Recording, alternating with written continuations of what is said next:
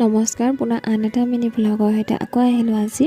আৰু আজি মোক কেনেকুৱা লাগিছে আপোনালোকে কমেণ্ট এটা কৰি জনাব। আহি থাকোঁতে এইফালে বহুত ডাঙৰকৈ বৰষুণ এজাক পালোঁ আমি জাকনত।